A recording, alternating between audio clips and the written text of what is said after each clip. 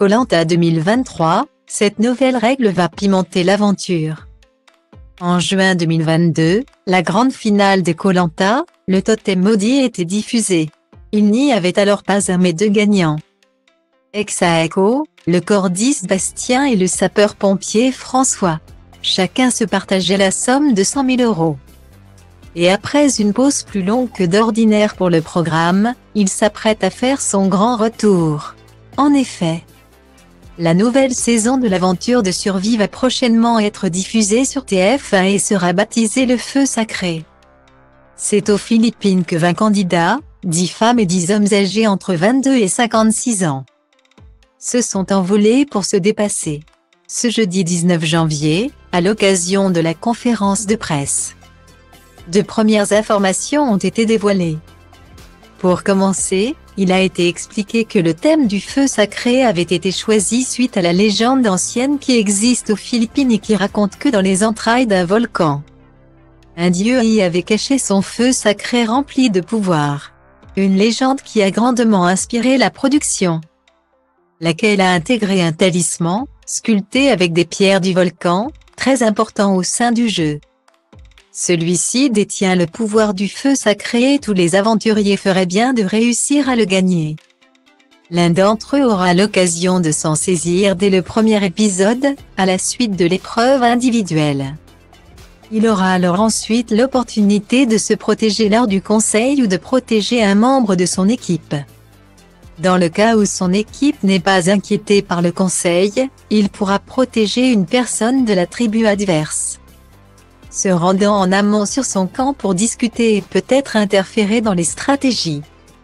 Stylody va placer Holdé à 1 et à 1, 8 300 px, minimum et 250 px, at media screen end, minimum 8 990 px, div.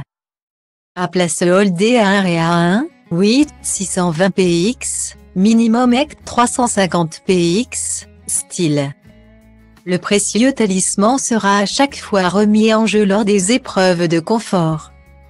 Si l'aventurier qui l'a remporté au début gagne avec son équipe, c'est lui qui le récupère. En revanche, si ses adversaires ressortent vainqueurs du jeu, il devra choisir seul à qui transmettre l'objet. En outre, on retrouvera comme d'habitude des colliers d'immunité cachés un peu partout sur l'île, mais aussi des armes stratégiques comme le double vote.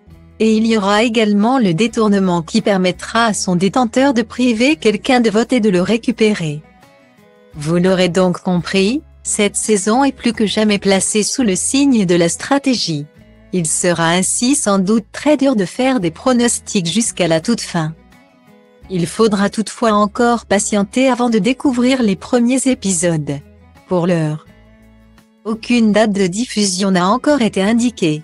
Impossible de savoir non plus si Koh-Lanta sera proposé le mardi soir comme cela a été tenté la dernière fois.